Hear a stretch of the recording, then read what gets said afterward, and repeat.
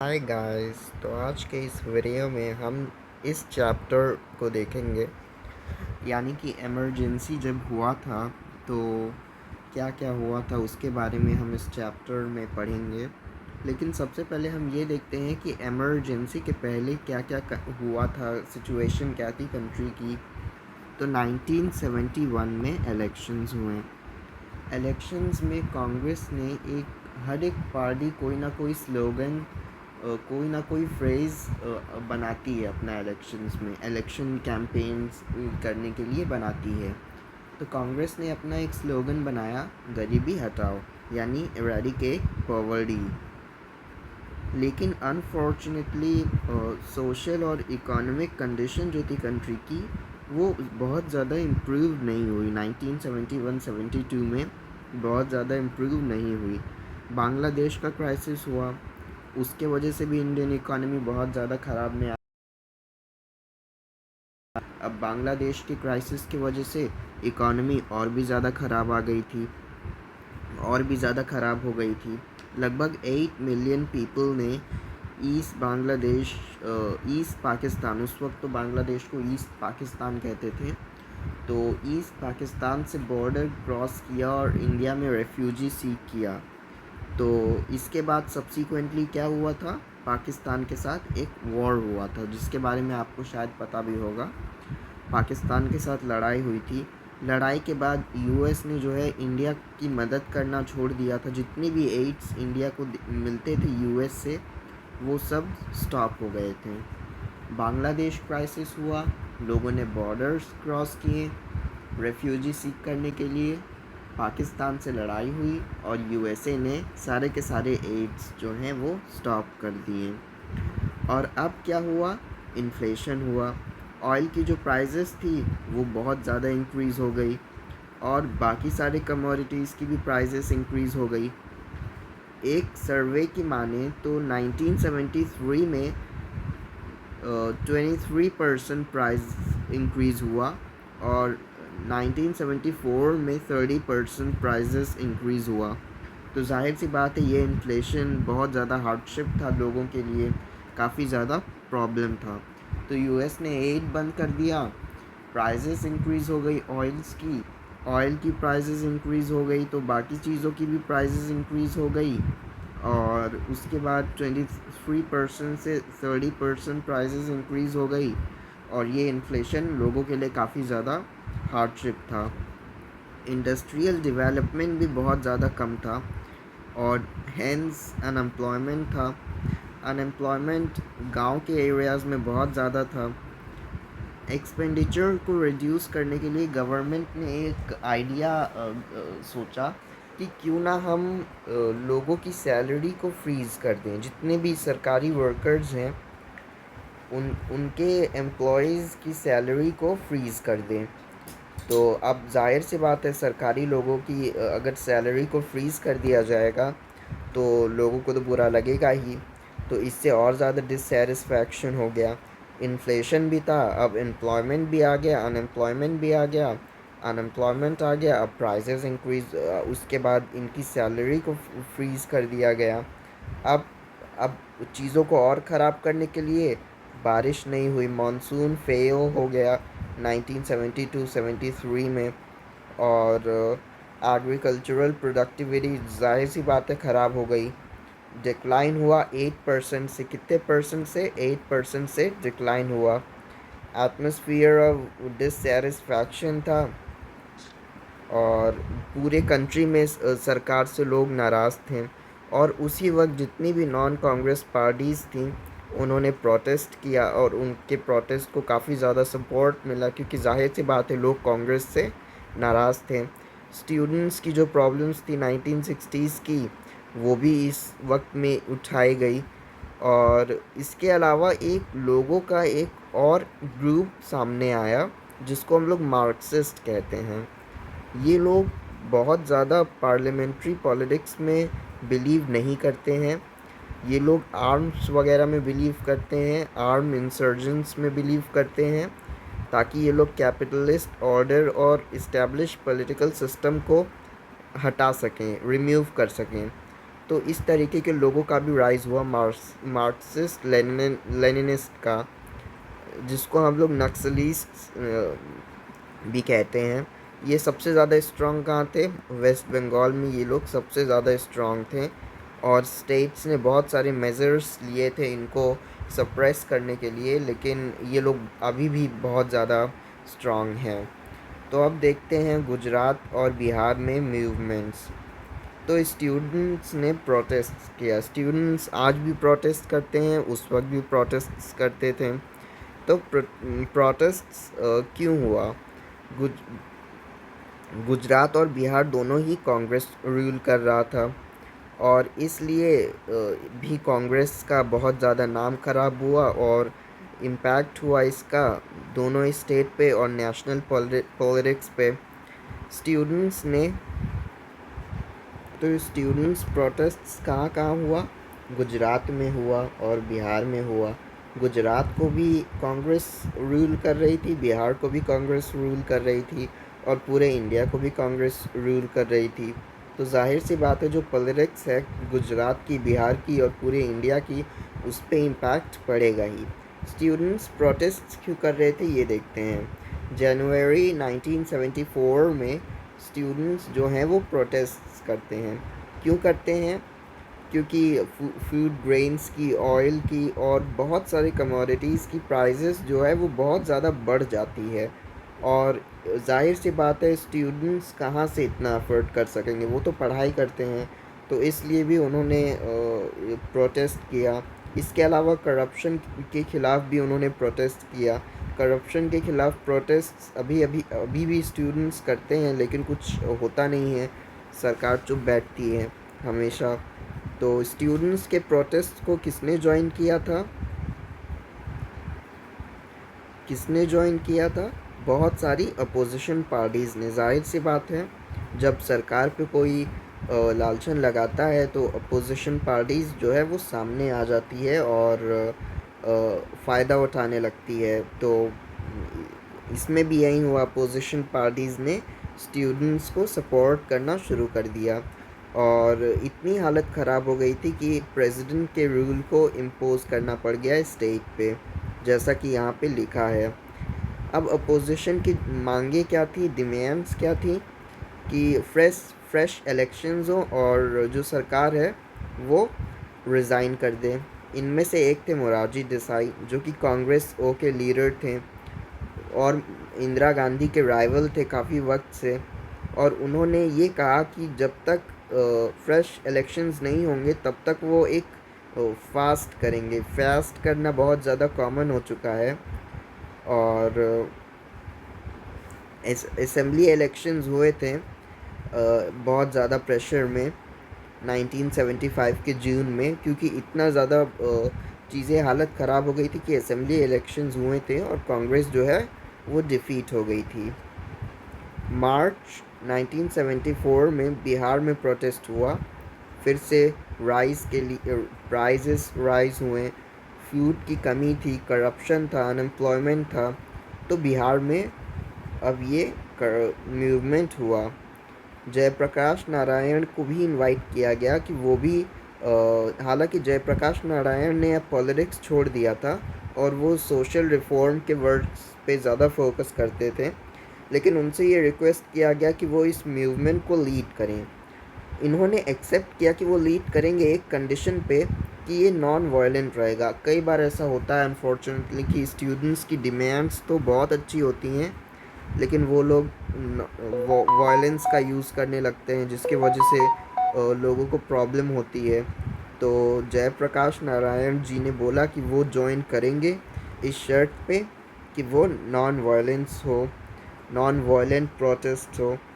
तो ऐसा हुआ। अब क्या हुआ, स्टूडेंट्स का जो प्रोटेस्ट था, मूवमेंट था, उसने एक पॉलिटिकल कैरेक्टर अज्यूम कर लिया, और बहुत सारे लोग across all walks of life इसको ज्वाइन करने लगे। जयप्रकाश नारायण ने क्या डिमांड किया? ये डिमांड किया कि ब्रिटिश जो है वो ब्रिटिश कह रहे हैं, हम सॉरी, कांग्रेस जो है वो बिहार को रिज़ाइन कर दे बिहार से, और पूरा इकोनॉमिक, पॉलिटिकल, सोशल रिजोल्यूशन होना चाहिए, और ताकि असल में डेमोक्रेसी हो, क्योंकि अभी तक डेमोक्रेसी जयप्रकाश नारायण के हिसाब से नहीं थी। तो बहुत सारे बंद्स हुए, घिराव्स हुए, स्ट्राइक्स हुए, और गवर्नमेंट ने लेकिन रिफ्यूज़ कर दिया कि वो लोग रिज़ाइन नहीं करेंगे। तो जो मूवमेंट है वो नेशनल पॉलिटिक्स को इन्फ्लुएंस कर रहा था।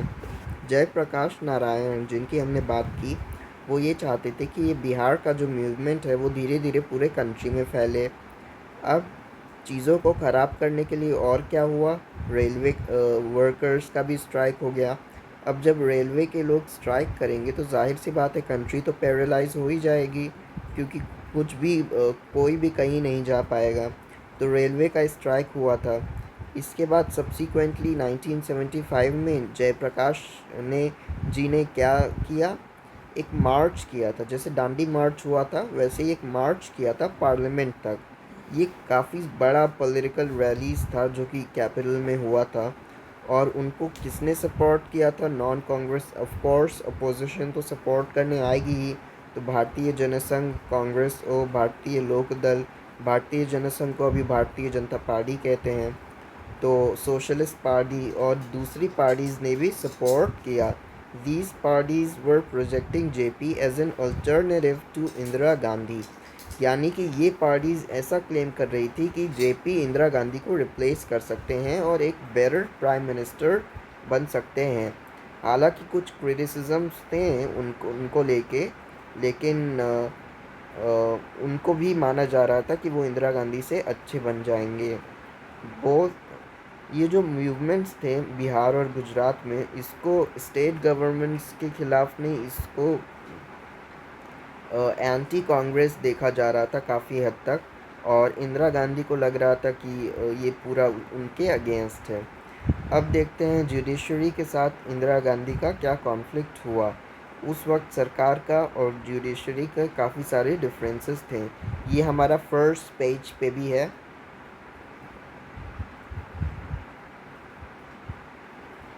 ये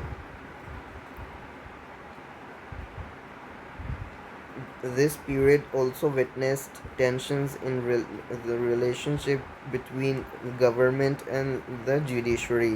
यानी सरकार और जुडिशरी के बीच में बहुत सारे डिफरेंसेस हुए। गवर्नमेंट ने बहुत सारे ऐसे इनिशिएटिव्स लिए जो कि सुप्रीम कोर्ट को लगा कि वो कॉन्स्टिट्यूशन को इन्फ्रिंज करते हैं, कॉन्स्टिट्यूशन को वायलेट करते हैं। तो सुप्रीम कोर्ट और गवर्नमेंट में यहीं से डिफरेंसेस होने चालू हो गए थे। कांग्रेस पार्टी ने, अब सुप्रीम कोर्ट ये कह रही थी कि कांग्रेस पार्टी कॉन्स्टिट्यूशन के खिलाफ जा रही है। कांग्रेस ने ये कहा कि सुप्रीम कोर्ट जो है वो डेमोक्रेसी के प्रिंसिपल्स के खिलाफ जा रही है और ये पार्लियामेंट्री सुप्रीमेसी के खिलाफ जा रही है, जो कि नहीं होना चाहिए। तो दोनों एक दूसरे पे इल्ज़ाम लगा रहे थे कि आप कॉन्स्टिट्यूशन के खिलाफ जा रहे हो, आप डेमोक्रेसी के प्रिंसिपल्स के खिलाफ जा रहे हो। और कांग्रेस ने ये भी अलीज किया, यानी ये भी कहा कि कोर्ट एक कंजर्वेटिव इंस्टीट्यूशन है, और कांग्रेस ने जो पुअर के लिए वेलफेयर प्रोग्राम्स इम्प्लीमेंट करने के बारे में, इनिशिएट करने के बारे में सोचा है, उसमें एक हिंड्रेंस बन रहा है, ऑब्स्टिकल बन रहा है, यानी कि एक बाधा बन रहा है। तो ये था कांग्रेस और जुडिशरी के बीच के डिफरेंसेस। अब इसको थोड़ा डिटेल में यहाँ पे पढ़ते हैं। और पार्लियामेंट ने 3 पॉइंट्स दिए थे कि पहला था कि पार्लियामेंट जो है वो अब्रिज नहीं कर सकती फंडामेंटल राइट्स। सुप्रीम कोर्ट ने 3 पॉइंट्स दिए थे। पहला पॉइंट ये था कि सरकार जो है वो फंडामेंटल राइट्स को अब्रिज नहीं कर सकती। दूसरा ये था कि राइट टू प्रॉपर्टी को कर्टेल नहीं कर सकती है, अमेंडमेंट बना के कर्टेल नहीं कर सकती है। तो 2 पॉइंट्स क्या क्या थे, अब्रिज नहीं कर सकती है फंडामेंटल राइट्स को, राइट टू प्रॉपर्टी को कर्टेल नहीं कर सकती है, और अब्रिज नहीं कर सकती है फंडामेंटल राइट्स को। तीसरा, पार्लियामेंट अमेंड नहीं कर सकती है कॉन्स्टिट्यूशन को, ये कह के कि वो फंडामेंटल राइट्स को अफेक्ट दे रही है, डायरेक्टिव प्रिंसिपल्स को अफेक्ट दे रही है।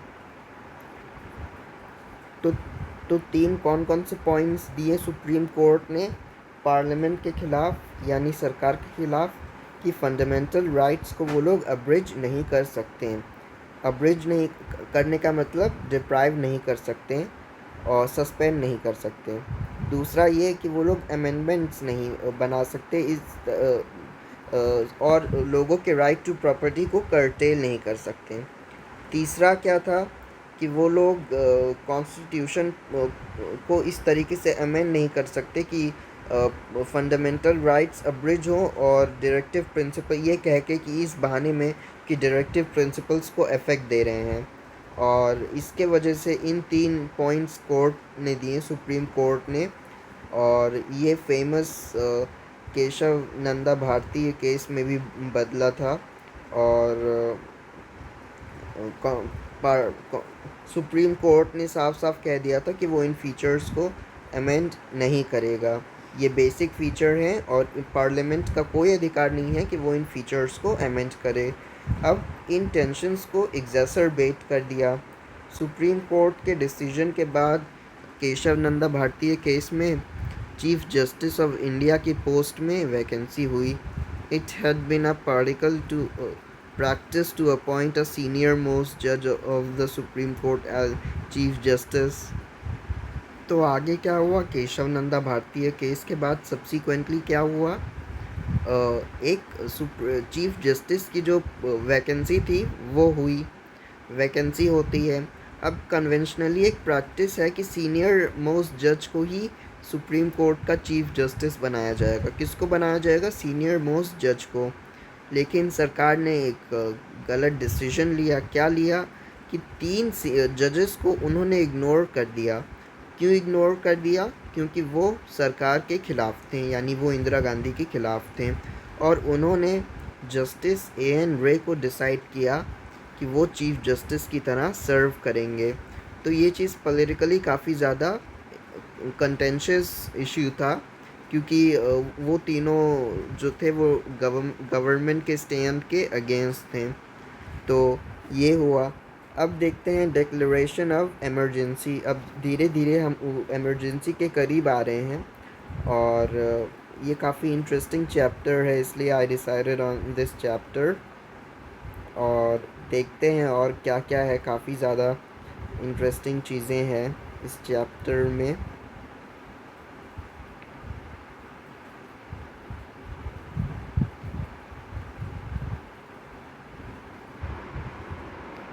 अब देखते हैं इमरजेंसी कैसे लागू हुआ।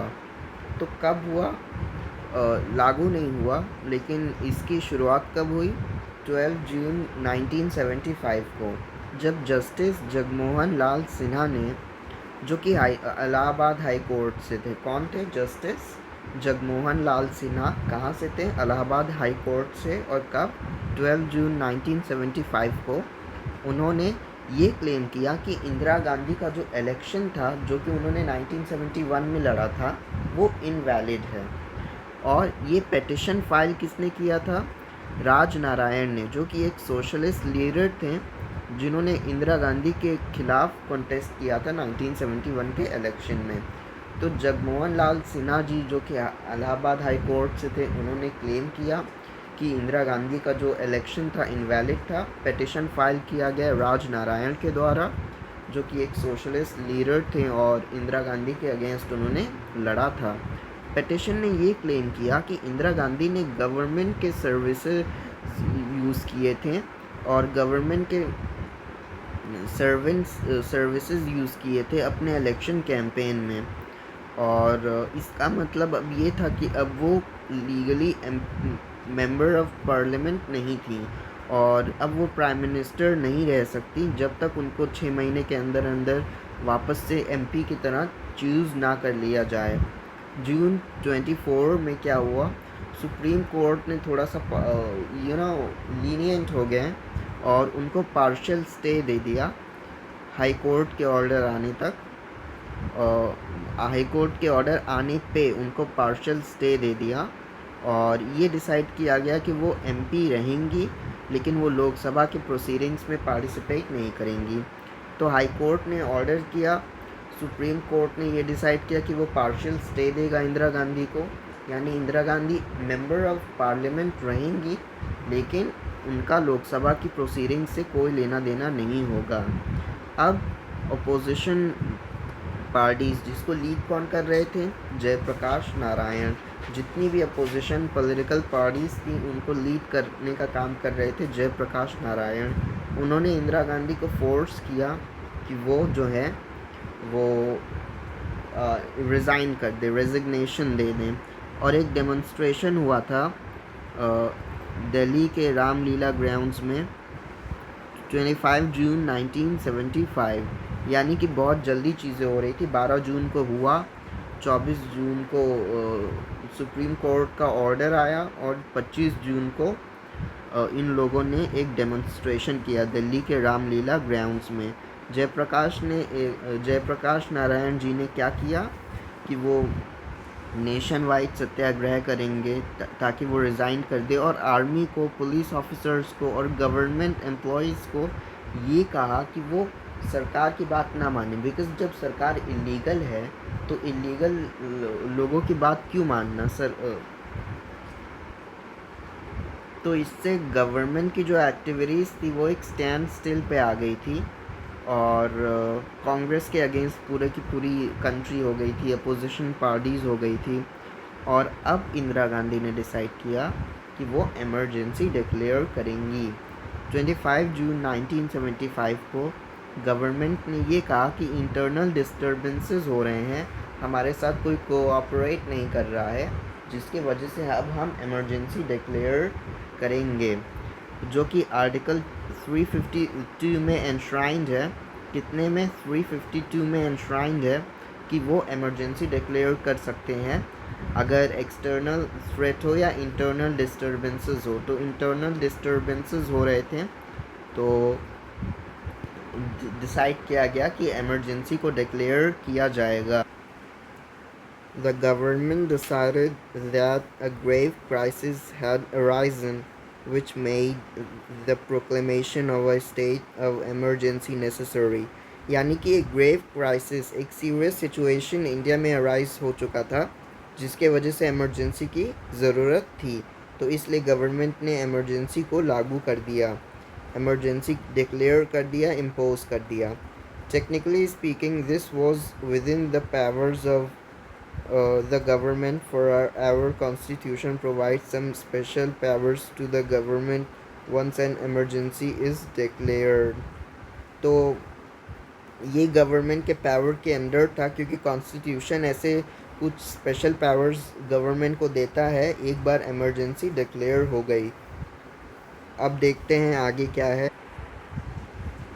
तो इमरजेंसी में क्या क्या राइट्स होते हैं कि फेडरल डिस्ट्रीब्यूशन, इंडिया में फेडरल डिस्ट्रीब्यूशन भी है, और तो फेडरल डिस्ट्रीब्यूशन को सस्पेंड कर दिया जाएगा और सारा का सारा पावर जो है वो यूनियन गवर्नमेंट, सेंट्रल गवर्नमेंट के पास चला जाएगा। तो पहला तो ये हुआ कि फेडरल डिस्ट्रीब्यूशन ऑफ पावर्स को सस्पेंड कर दिया गया था। सेकेंडली, गवर्नमेंट के पास ये हक आ जाता है, ये राइट आ जाता है कि वो कर्टेल या रिस्ट्रिक्ट कर सकते हैं फंडामेंटल राइट्स को। यानी कि गवर्नमेंट के पास दो पावर्स आ जाती हैं। एक तो ये कि उनके पास ही सारी पावर्स आ जाती हैं, फेडरलिज्म स्ट्रक्चर जो है वो, फेडरल डिस्ट्रीब्यूशन जो है वो सस्पेंड हो जाता है पहली। दूसरी क्या कि फंडामेंटल राइट्स को वो कर्टेल कर सकते हैं। तो 25 जून 1975 के रात को प्राइम मिनिस्टर ने रेकमेंड किया इम्पोजिशन प्रेसिडेंट फ़कीरुद्दीन अली अहमद, उस वक्त फ़कीरुद्दीन अली अहमद प्रेसिडेंट थे, और उन्होंने एक प्रोक्लेमेशन इशू किया। और मिडनाइट में जितनी भी न्यूज़पेपर ऑफिसेस की इलेक्ट्रिसिटी थी उसको कट ऑफ कर दिया गया, पावर आउट हो गया। और अर्ली मॉर्निंग में बहुत सारे लीडर्स और वर्कर्स को अरेस्ट किया गया। कैबिनेट को भी इन्फॉर्म किया गया कि मीटिंग में जो कि हुई थी 6 AM 26 जून को जब ये सब कुछ हो गया था तो कैबिनेट को इन्फॉर्म किया गया था। तो अभी तक इतनी सारी चीज़ें हमने पढ़ी कि इमरजेंसी के पहले क्या हुआ, इमरजेंसी क्यों हुआ, और अब देखते हैं इमरजेंसी में क्या क्या हुआ।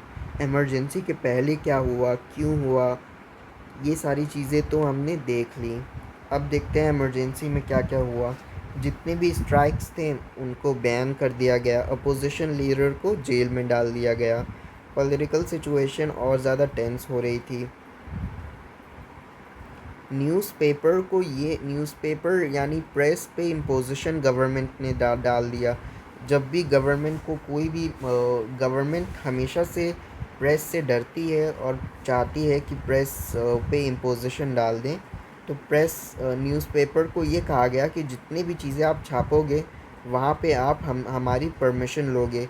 इसको प्रेस सेंसरशिप कहते हैं। और सोशल कम्युनल डिसहार्मनी होगी। इसके वजह से गवर्नमेंट ने दो पॉलिटिकल पार्टीज़ को बैन कर दिया। कौन कौन से? राष्ट्रीय स्वयंसेवक संघ आरएसएस और जमाते इस्लामी, इन दोनों को बैन क्यों कर दिया? इस डर से कि कहीं कोई सोशल डिसहार्मनी ना हो जाए।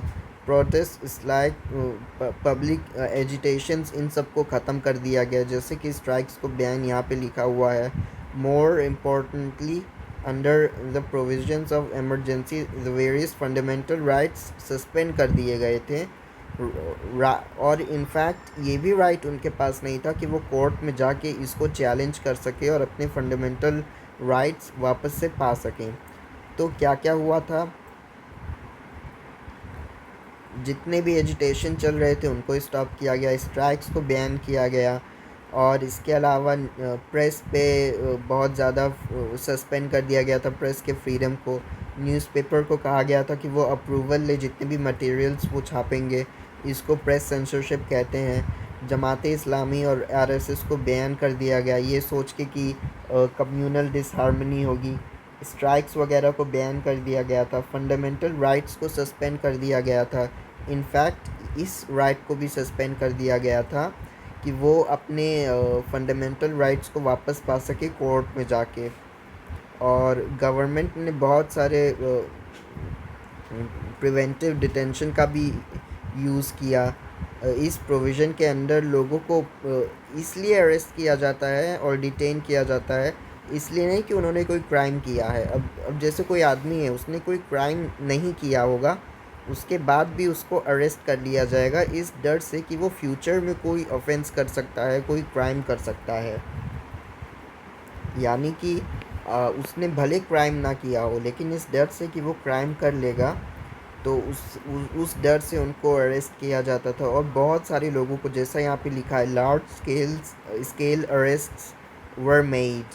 अरेस्टेड पॉलिटिकल वर्कर्स अपने अरेस्ट को चैलेंज भी नहीं कर सकते थे। और many cases were filed in the high courts and supreme courts by and on behalf of arrested person.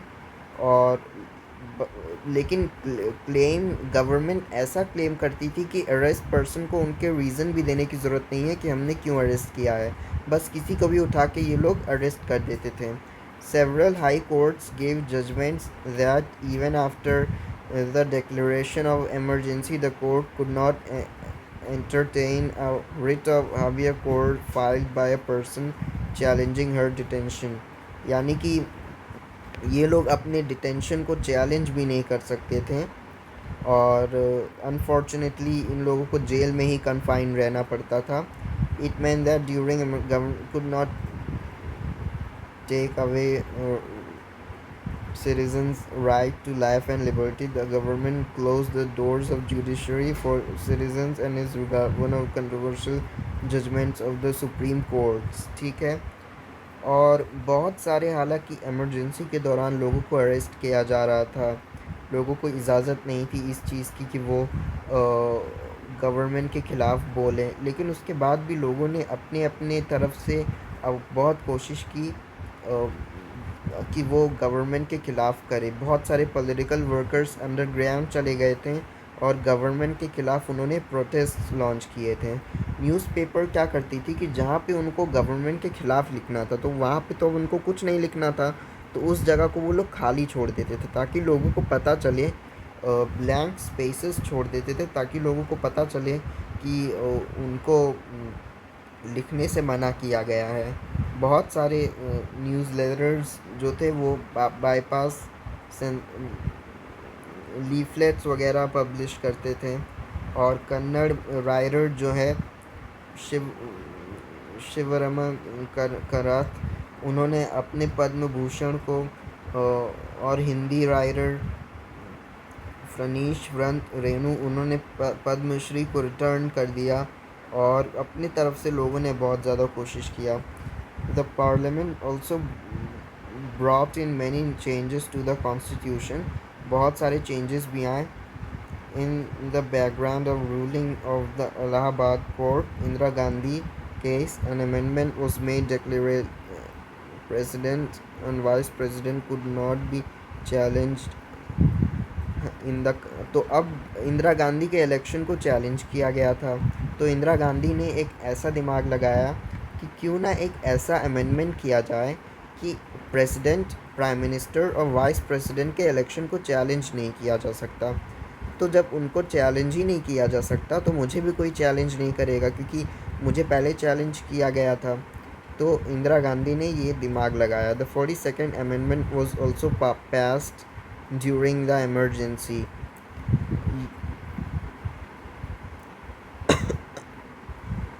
इसके अलावा इलेक्शंस को भी पोस्टपोन कर दिया गया था। तो इतनी सारी चीज़ें हुई। तो अब हम देखेंगे कंट्रोवर्सीज रिगार्डिंग इमरजेंसी अगले वीडियो में। तब तक के लिए गुड बाय, और प्लीज़ सजेशंस देते रहिए मुझे किस तरीके की वीडियोस बनानी चाहिए। और अगर आपको ये वीडियो अच्छा लगा हो तो please like, share and subscribe to my channel. और गुड बाय।